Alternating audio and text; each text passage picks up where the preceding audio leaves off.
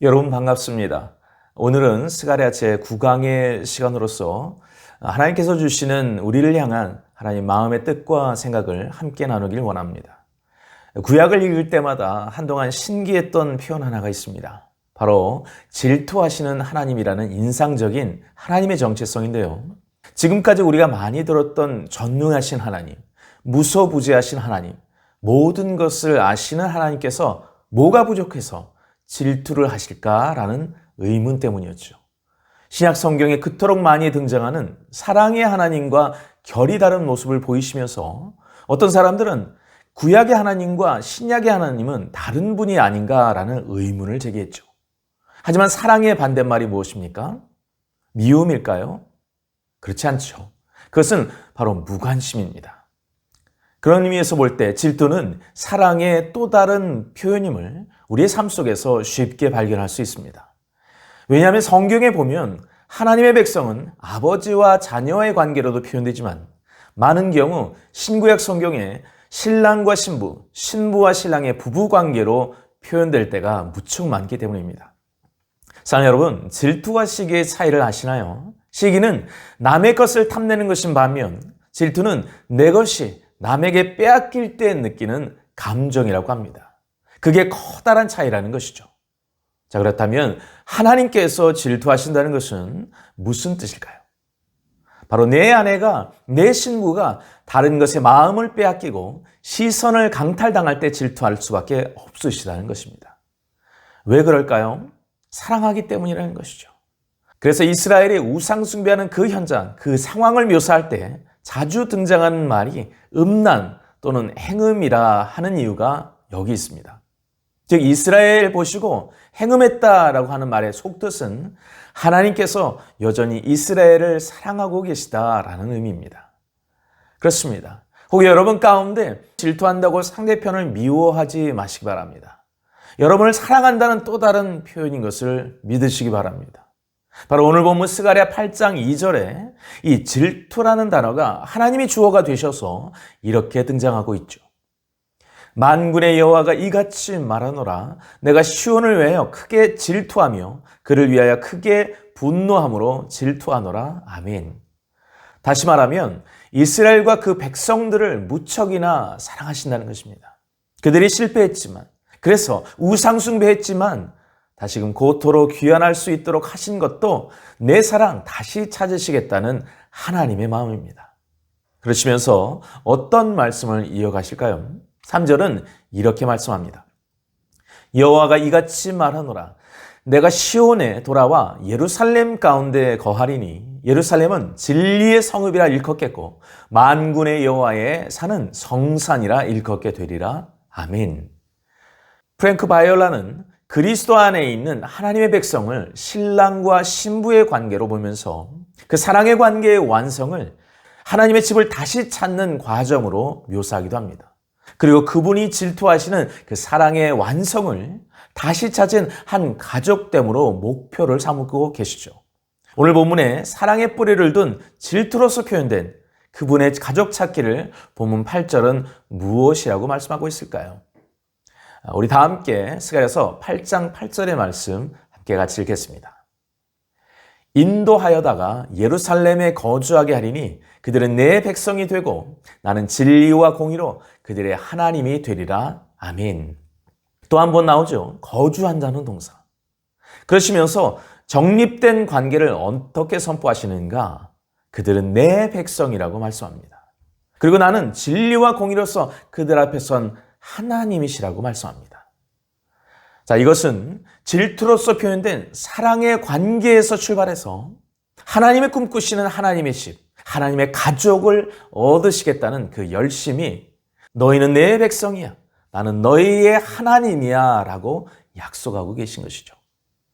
여러분, 바로 이 하나님의 꿈이 자신의 꿈으로 삼았던 대표적인 믿음의 위인이 누구입니까? 아브라함입니다. 히브리서 11장 10절에 보면 아브라함의 비전이 어떠했는가를 이렇게 말씀하죠. 이는 그가 하나님이 계획하시고 지으실 터가 있는 성을 바랐음이라. 아멘. 아브라함이 본토 친척 아비 집을 떠나 가나안 땅으로 갔지만 그의 믿음의 여정 가운데 점차 무엇을 바라본 것입니까? 하나님의 비전이 자신의 비전이 되다 보니까 하나님이 꿈꾸시는 바로 하나님의 완성된 집을 바라보았다는 것입니다. 그래서 그것을 성으로서 표현했죠. 여러분, 그 집에 거하게 될 한 가족됨의 일원이 그렇다면 누구일까요? 그 집에서 아브라함과 함께 거할 가족 구성원이 누구란 말입니까? 여러분, 그것을 알려주신 것이 바로 아브라함 언약입니다. 때문에 아브라함 언약은요, 단순히 약속했으니까 이루실 거야 라는 무미건조한 하나님, 의무감이 철저한 하나님을 말씀하고 있는 것이 아니라 바로 내가 사랑하는 신부들, 내가 아끼는 나의 가족들을 모아서 하나님의 집에서 함께 거할 거야 라는 하나님 아버지의 그 마음을 펼쳐 보여주신 것이 아브라함 언약입니다. 창세기 12장 2절로 3절의 말씀은 이런 관점에서 다시 한번 읽어볼 필요가 있습니다. 함께 읽어볼까요? 내가 너로 큰 민족을 이루고 내게 복을 주어 내 이름을 창대하게 하리니 너는 복이 될지라. 너를 축복하는 자에게는 내가 복을 내리고 너를 저주하는 자에게는 내가 저주하리니 땅의 모든 족속이 너로 말미암아 복을 얻을 것이라 하신지라. 아멘. 하나님의 집에 거할 가족 구성원은 모든 민족과 방언과 족속들까지 믿음으로 하나 된 가족이 될 것임을 예언하고 있습니다. 이 한 가족됨의 소식을 로마서 1장 16절로 17절은 무엇이라 말씀합니까? 이 복음은 모든 믿는 자들에게 구원을 주시는 하나님의 능력이 됨이라. 먼저는 유대인에게요, 그리고 헬라인에게로다. 복음에는 하나님의 의가 나타나서 믿음으로 믿음에 이르게 하나니 기록된 바 오직 의인은 믿음으로 말미암아 살리라 함과 같으니라 말씀합니다. 바로 이 창세기 12장의 하나님의 꿈을 사도 바울을 통하여 로마서 1장에 선언하시고 그 꿈은 사랑에 근거한 꿈임을 로마서 8장에 이렇게 밝히시고 계십니다. 로마서 8장 31절로 이후의 말씀입니다. 그런즉 이 일에 대하여 우리가 무슨 말 하리요? 만약 하나님이 우리를 위하시면 누가 우리를 대적하리요? 35절. 누가 우리를 그리스도의 사랑에서 끊으리요? 내가 확신하노니 사망이나 생명이나 천사들이나 권세자들이나 현재일이나 장래일이나 능력이나 높음이나 깊음이나 다른 어떤 피조물이라도 우리를 우리 주 그리스도 안에 있는 하나님의 사랑에서 끊을 수 없으리라. 하나님의 사랑. 스가랴 8장 2절 표현을 치환해서 표현하자면 그리스도 예수 안에 있는 하나님의 질투에서 끊을 수 없다라는 거예요. 이것이 하나님의 사랑이고 이것이 하나님의 꿈이고 이것이 하나님께서 이루시고자 하는 하나님의 집과 하나님의 가족이라는 것입니다. 그러면서 사도 바울이 로마서 11장에 무엇을 고백하는가? 아니, 이러한 하나님의 꿈을 보면서 어떻게 경탄하는가? 로마서 11장 33절로 36절의 말씀을 선포하는 것입니다. 깊도다 하나님의 지혜와 지식의 풍성함이요 그의 판단은 헤아리지 못할 것이며 그의 길은 찾지 못할 것이로다. 누가 주의 마음을 알았느냐? 누가 그의 모사가 되었느냐? 누가 주께 먼저 드려서 갚으심을 받겠느냐? 이는 만물이 주에게서 나오고 주로 말미암고 주에게로 돌아갑니다. 그에게 영광이 세세에 있을지어다. 아멘. 지금 누구보다도 뛰어난 사도 바울이 경탄하고 있습니다. 하나님의 이 사랑, 하나님의 이 꿈, 하나님의 이 계획, 하나님의 이 간섭하심이 완벽하시다는 것입니다. 사랑하는 여러분, 이러한 하나님의 가족과 하나님의 집에 대한 꿈의 궁극적인 완성을 어떻게 환상으로 확증하시나요? 계시록 22장 2절로 3절 말씀 함께 같이 읽겠습니다. 또 내가 보매 거룩한 성 새 예루살렘이 하나님께로부터 하늘에서 내려오니 그 준비한 것이 신부가 남편을 위하여 단장한 것 같더라. 내가 들으니 보좌에서 큰 음성이 나서 이르되 보라, 하나님의 장막이 사람들과 함께 있으며 하나님이 그들과 함께 계시리니 그들은 하나님의 백성이 되고 하나님은 친히 그들과 함께 계셔서 아멘.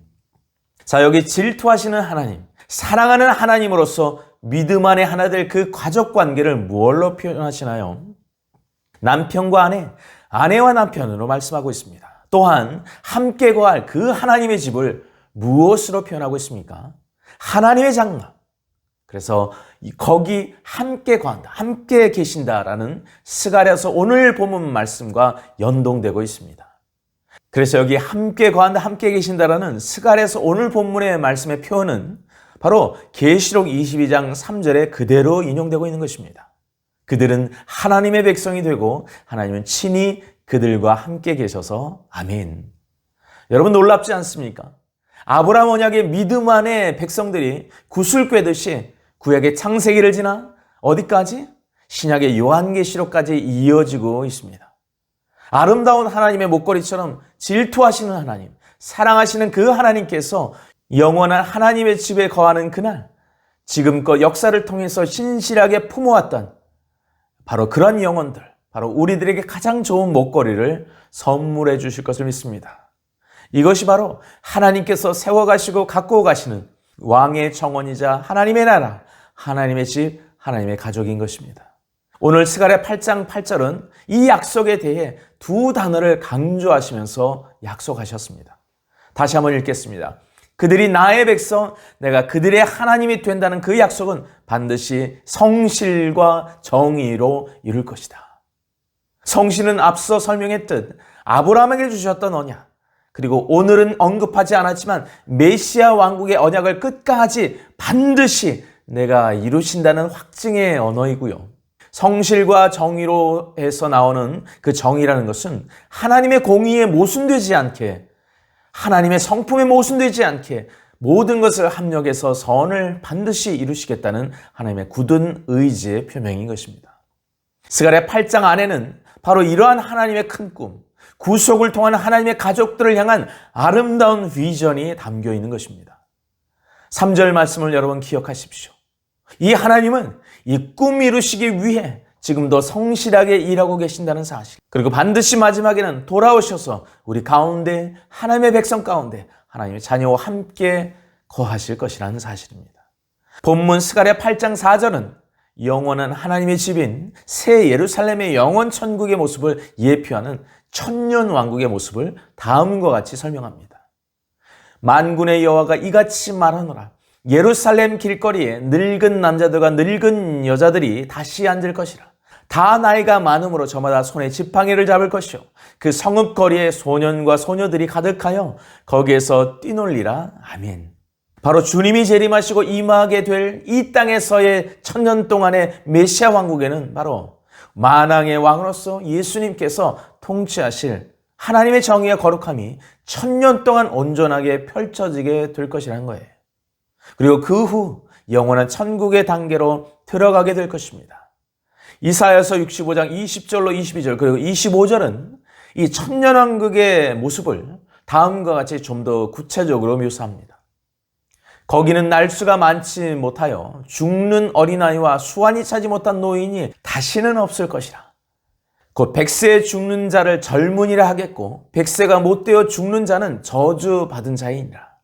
그들이 가옥을 건축하고 그 안에 살겠고 포도나무를 심고 열매를 먹을 것이며 그들이 건축한 데에 타인이 살지 아니할 것이며 그들이 심은 것을 타인이 먹지 아니하리니 이는 내 백성의 수완이 나무의 수완 같겠고 내가 택한 자가 그 손으로 일한 것을 길이 누릴 것이며 25절 이리와 어린 양이 함께 먹을 것이며 사자가 소처럼 짚을 먹을 것이며 뱀은 흙을 양식으로 삼을 것이니 나의 성산에서는 해함도 없겠고 상함도 없으리라. 여호와께서 말씀하시니라. 아멘. 1948년 5월 14일 이스라엘이 회복이 되고 고토로 귀환하는 역사가 진행되었습니다. 그리고 다시금 예루살렘은 이스라엘의 수도로서 그리고 장차 이 땅에서 예수님께서 보좌에 앉으시사 천년 동안 지상에서 통치하실 그 수도가 될 것이라고 믿습니다. 그런 의미에서 1차적으로 오늘 스가랴 8장의 말씀은요, 마지막 때에 주님의 재림을 통해서 회복될 이스라엘의 회복과 예루살렘의 영광을 예언하고 있습니다. 하지만 예수 없는 이스라엘의 회복, 예수 없는 그들만의 예루살렘의 영광을 의미하는 것은 결코 아닙니다. 오직 주 안에 믿음으로 회복되는 유대인과 이방인의 한 가족됨의 멤버를 의미합니다. 왜냐하면 길이요 진리요 생명의 유일한 구원의 문은 오직 예수 그리스도이시기 때문입니다. 예루살렘에 모일 그 모든 유대인과 이방인들은 바로 예수를 믿는 한 가족이라는 거예요. 우리가 여기서 그 하나님의 집의 가족 구성원에 대해 오해 없이 확인하고 넘어갈 것이 있습니다. 바로 아브라함 언약은 예수 안에 주어진 언약이라는 거예요. 구약에 주어졌지만 예수 안에 주어진 언약. 그 예수를 믿는 믿음 안에 주어진 언약이라는 사실을 믿으시기 바랍니다. 두 번째는 유대인이라고 다 하나님의 가족이 되는 것은 아니라는 사실이에요. 예수를 믿는 이방인만 하나님의 가족이 되는 것이 아닙니다. 주 예수를 믿는 유대인과 이방인, 주 예수를 믿는 이방인과 유대인이 진정한 영원한 하나님의 집의 가족들인 것입니다. 아브라함은요, 거기까지 밝히고 있는 중요한 언약입니다. 창세기에 나타난 아브라함 언약은 시간이 갈수록 좀 더 구체화되게 되는데, 창세기에서 아브라함에게 주신 아브라함 언약의 가장 최고의 증거판이 무엇인가? 바로 창세기 22장 17절로 18절의 말씀입니다. 우리 다 함께 같이 한번 읽겠습니다. 내가 내게 큰 복을 주고 내 씨가 크게 번성하여 하늘의 별과 같고 바닷가의 모래와 같게 하리니 내 씨가 그 대적의 성문을 차지하리라. 또 내 씨로 말미암아 천하 만민이 복을 받으리니 이는 내가 나의 말을 준행하였음이니라 하셨다 하니라. 아멘. 자, 여기 18절에 천하 만민에 해당하는 히브리어가 고임입니다. 여러분, 유대인이 히브리어로 암밈입니다. 이방인들은 고임입니다. 즉, 여자의 후손인 씨로 오셔서 하나님의 가족을 부르시는 그 부르심은요, 유대인만의 전유물이 아닌 거예요. 유대인 피에 근거한 구원도 아닌 거예요. 이방인 피에 근거한 구원도 아닌 거예요. 그렇다면 어떤 피? 오직 유대인과 이방인 모두 예수의 피. 그 예수의 피가 그 혈관 가운데 흐르는 사람이 진짜 하나님의 가족이 된다는 것입니다. 바로 이 하나님의 가족을 한데 모으시기 위해, 영어로 진정한 믿음의 가족을 게더링 하시기 위해 유대인과 이방인을 구원의 역학적 관계로 계획하셨다는 것입니다.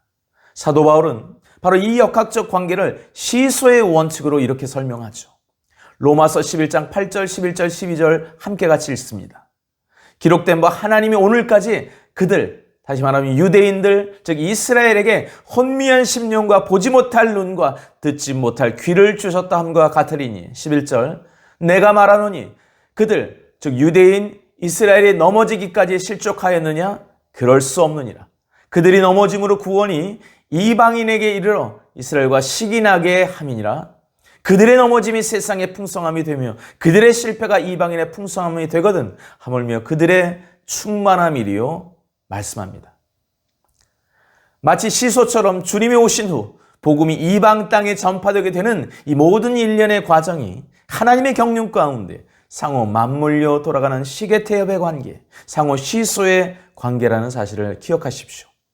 이스라엘이 잠시 눈이 가리워지므로 복음은 이방 땅에 신속하고 편만하게 전파되는 계기가 되었다는 것입니다. 하지만 이건 역시 둘 다 주 안에서 구원하시려는 하나님의 신비한 계획이기 때문에 이방인 크리스찬들, 이방인 교회들이 교만하지 말아야 합니다. 믿음을 갖게 될 유대인들도 한 가족이라는 마음을 품고 그들을 위해서 중보기도해야 합니다. 다만 하나님의 큰 그림에서 그들의 잠시 넘어짐이 이방의 나라들이 복음을 더 빨리, 더 많이, 더 넓게 받아들이게 되는 계기가 되었다는 것입니다.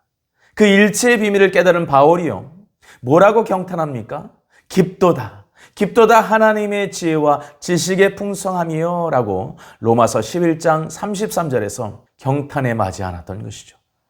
오늘 스가랴 8절은 바로 그 한 축의 가족으로서 서게 될 미래의 주를 믿게 될 남은 자들, 주를 믿게 될 참 이스라엘의 회복을 예언하고 있는 것입니다.